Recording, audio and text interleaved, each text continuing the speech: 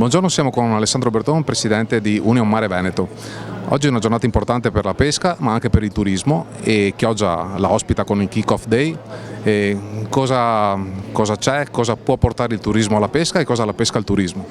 La pesca e il turismo sono due fenomeni che sono accomunati da molti aspetti, sono due aspetti di economia reale che viene prodotta sul territorio con una forte compenetrazione sociale, con delle ricadute occupazionali importanti in un momento in cui troppo spesso si parla di nuove forme di economia. Qui abbiamo un'economia tangibile, un'economia che si sviluppa sul territorio e che permette ancora oggi a diverse decine di migliaia di famiglie e di operatori di essere impiegati in quello che di fatto è il primo comparto economico di questo territorio.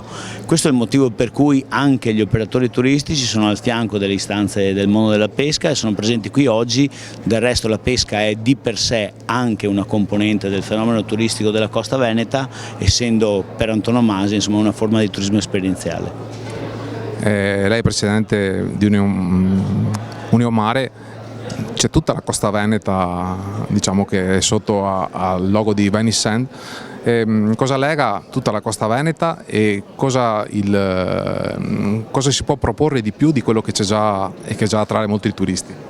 Union Mare Veneto è l'associazione di categoria che raggruppa al suo interno tutti gli operatori economici che hanno un interesse nel demanio marittimo. Siamo presenti su tutta la costa, dalle foci del delta fino al tagliamento, attraverso quelle che sono le 10 splendide località balneari della costa, e soprattutto siamo una componente fondamentale di Venice Sands, ovvero di quel contenitore che in sinergia con la Regione del Veneto si occupa della promozione di quello che è il tematismo principale dell'offerta turistica del Veneto. Dobbiamo ricordare che le spiagge da sole costituiscono quasi il 50% di quel primato turistico che fa sì che il Veneto ancora oggi sia l'autentico motore d'Italia, e quindi è una componente fondamentale non solo dell'offerta ma anche e soprattutto dell'economia che si sviluppa su questo territorio. E quindi un messaggio bisognerà mandarlo anche all'Europa per la questione delle concessioni balneari, della quale penso sarete molto attenti? Stiamo vivendo indubbiamente un periodo di grande criticità, da una parte le incertezze derivanti dalla sentenza del Consiglio di Stato che non ci ha colti impreparati ma che inevitabilmente è un acceleratore su quello che è il tema principe che riguarda il nostro comparto, dall'altra parte l'annoso problema dell'erosione, del ripascimento. È tempo ormai di comprendere che le spiagge del Veneto vanno difese non solo dal punto di vista ambientale ma anche e soprattutto dal punto di vista aziendale, per consentire quella continuità che permette delle ricadute occupazionali importantissime. E per questo io dico a tutti gli operatori della costa veneta che non dobbiamo temere le incertezze di questo momento.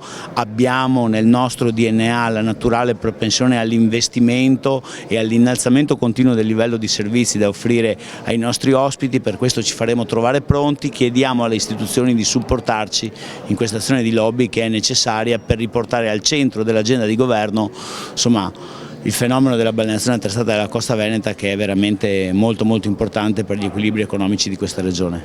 La ringrazio. Grazie a voi.